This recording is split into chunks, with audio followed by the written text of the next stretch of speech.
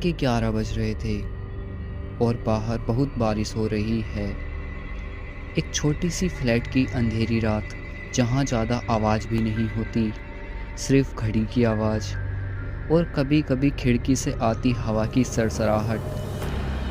लेकिन आनिया को नहीं पता था कि उस रात की खामोशी उसके लिए मौत से भी खतरनाक होने वाली है।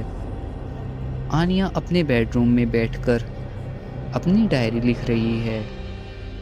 अचानक पीछे से लैंप ब्लिंक करता है और उसी वक्त उसके कान में एक आवाज़ आती है। सुना तुमने?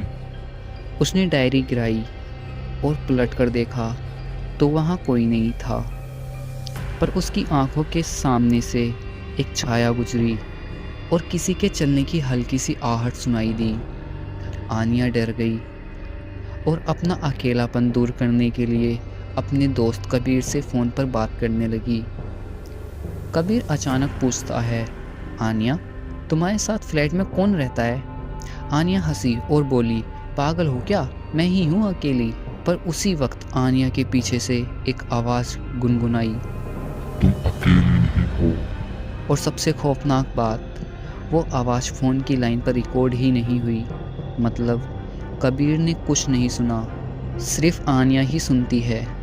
आनिया कबीर से बताने की कोशिश करती है, पर कबीर आनिया से कहता है कि आनिया, ये तुम्हारा वहम होगा। आनिया भी यही सोचती है और सो जाती है। सुबह बाथरूम में ब्रश करते वक्त आनिया ने मिरर में देखा। उसका रिफ्लेक्शन 1 सेकंड लेट मूव कर रहा है, जैसे कोई मिरर के पीछे से आनिया की मिमिक कर रहा हो। और फिर रिफ्लेक्शन के होठ हिले। बहुत देर हो गई है, अब चलो। तुरंत आनिया ने हाथ से मिरर पूछा तो रिफ्लेक्शन नॉर्मल हो गया, जैसे कुछ हुआ ही नहीं। लेकिन बैकग्राउंड में एक दरवाज़ा था जो बाथरूम में कभी था ही नहीं। आनिया डर से बाहर आ गई। आनिया ने टाइम देखा, सुबह के 5 बज रहे थे। तभी बेडरूम का दरवाज़ा अपने आप खुल गया। उसके सामने एक लंबा अंधेरा कॉरिडोर था जो उसके फ्लैट में कभी एग्जिस्ट ही नहीं करता था।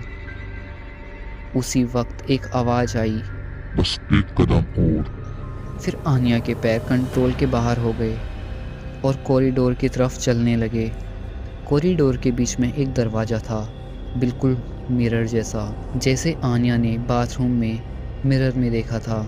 उसमें आनिया का रिफ्लेक्शन था। आनिया के रिफ्लेक्शन के होठ हिले। रिफ्लेक्शन ने बोला, तुम आ तो गई हो, पर तुम यहाँ से कभी जा नहीं पाओगी। मिरर के अंदर से एक हाथ आया और आनिया का हाथ पकड़कर खींच लिया। एक और रूह अंदर आ गई है।